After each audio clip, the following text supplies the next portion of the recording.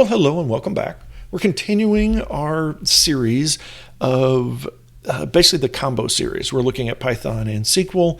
We're putting in a little bit more into an application type of point of view for this tutorial.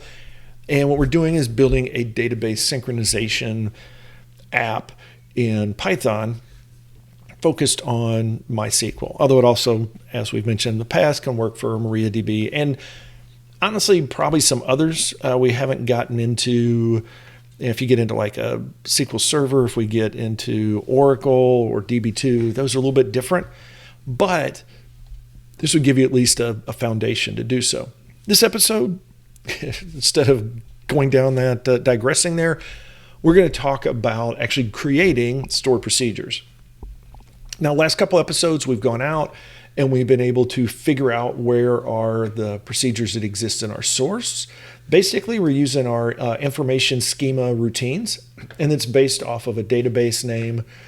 And then we come in, we get the source code for it, which actually happens to be stored in a different place from the parameters.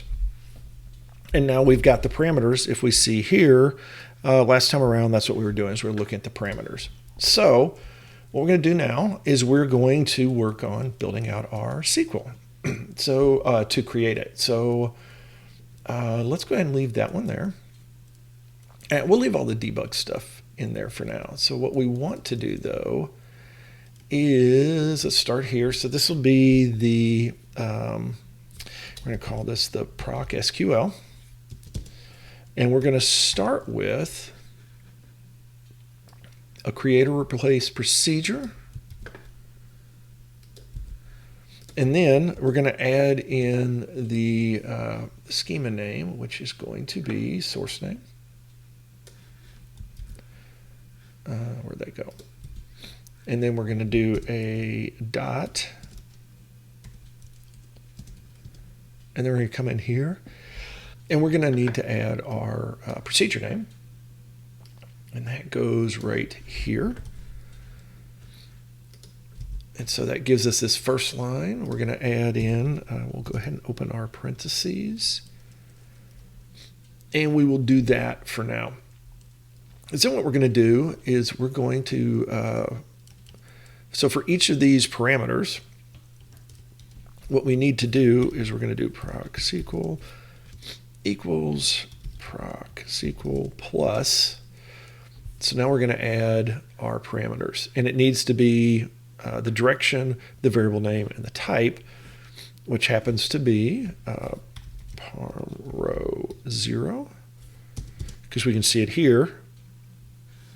It lines up pretty well, so it'll just be 0, 1, and 2. But we do need a space. And then we're going to do parm row. Let's just do it this way. So we can probably do it like this. And then we're going to do it like that. And we're going to go 1 and 2. And we're going to need to do, we're going to say first equals true. Let's see.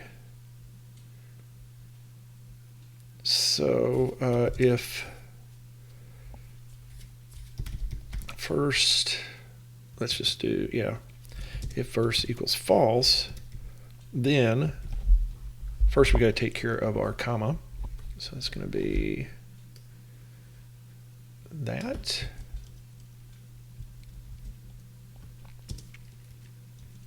And we'll create our little comma.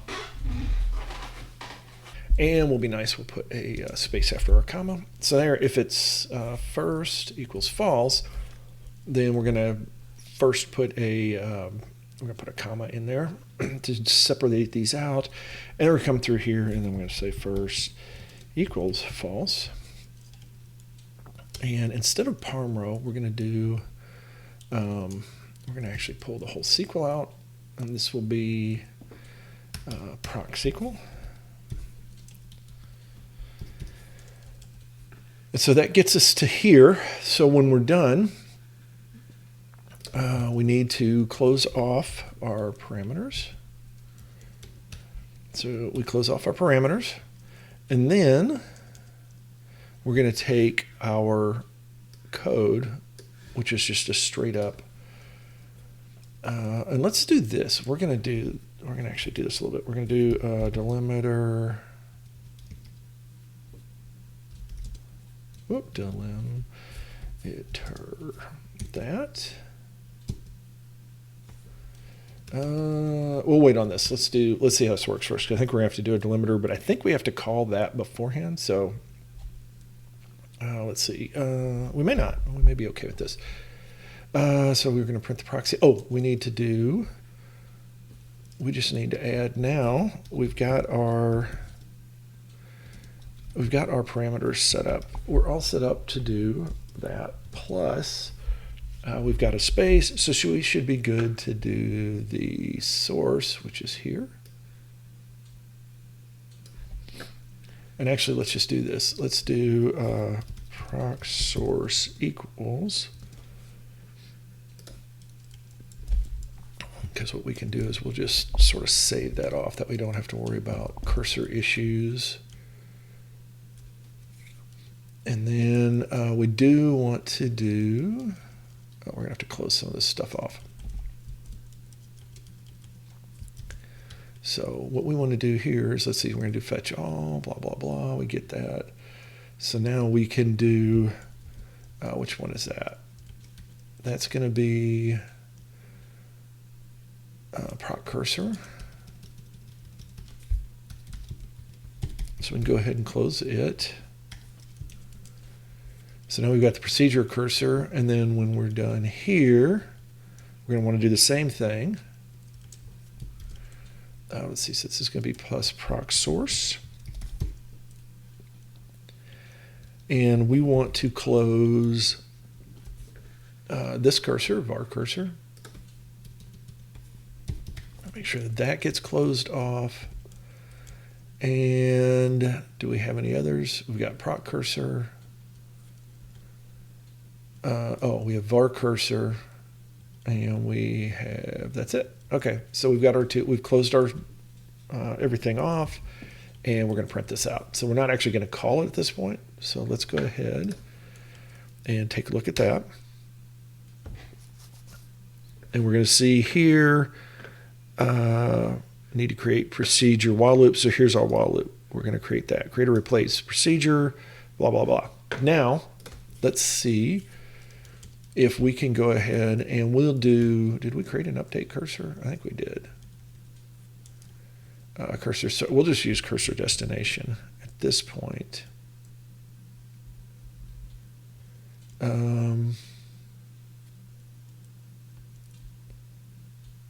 So destination procs equals that. So we could actually close, we can close him afterwards because we don't need him anymore. That means we're also going to need to do cursor source close. So we're sort of cleaning up our properties here, or our resource a little bit here, which is always a good thing. 1, 2, let's do that. Whoop. And we need to, let's see, so we're going to do,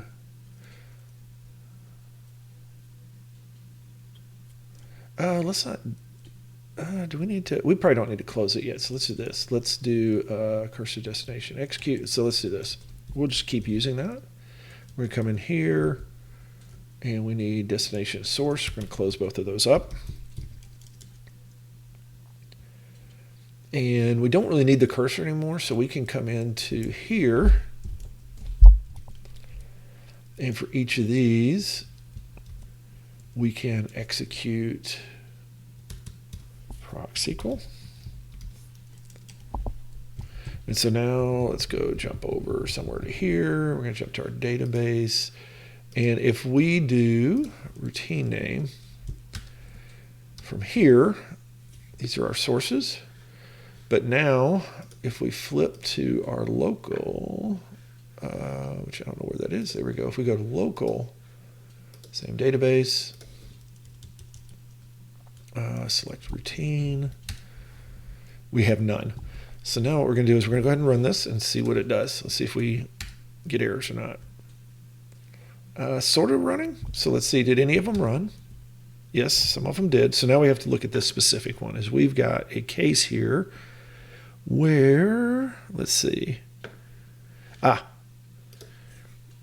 we've got an issue here. So this one, tutorial greeting, for some reason has got a procedure to it.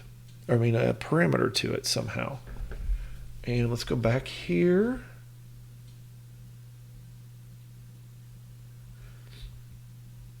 So let's go back and look at this.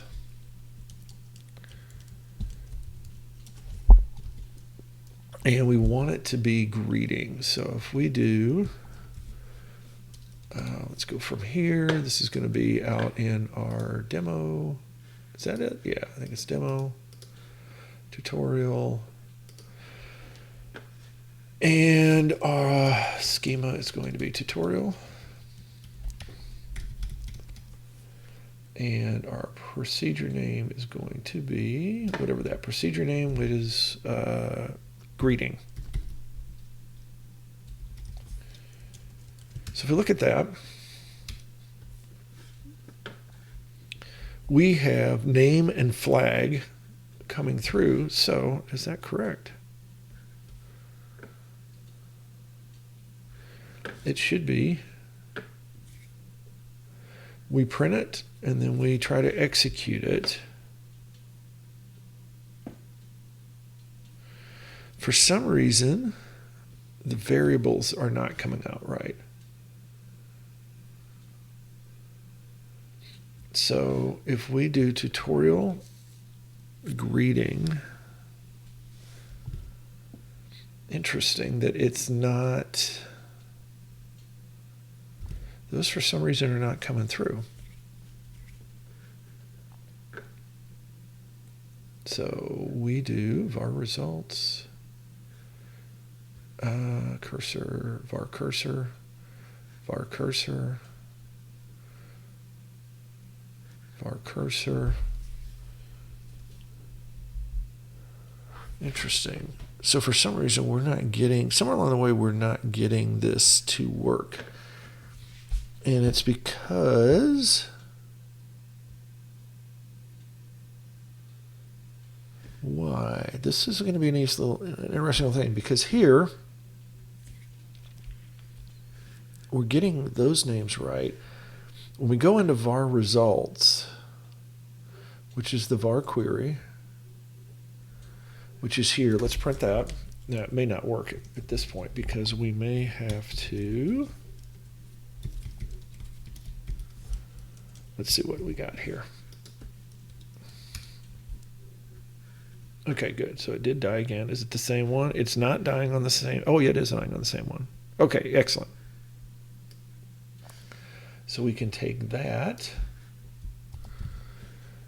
And if we look here,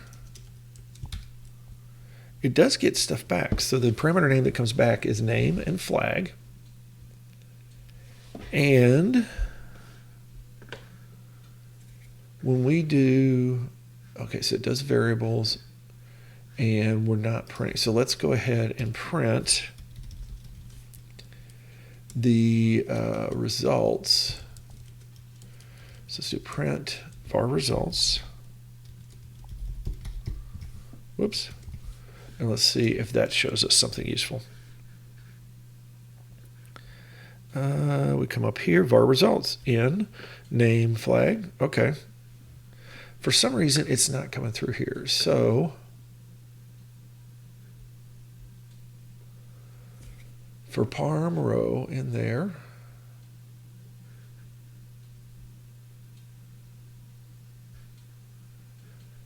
okay, let's do if not first. Maybe that's what it doesn't like.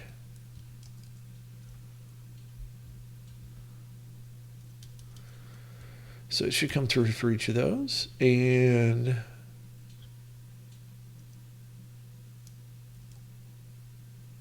oh, we managed to do this. That's our problem. So let's go in here and let's do because we probably just screwed something up. So let's go to our local.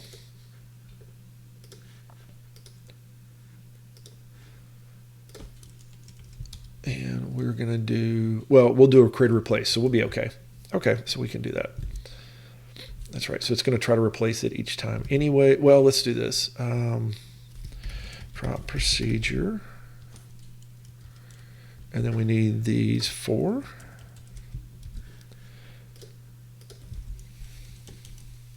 And let's do this.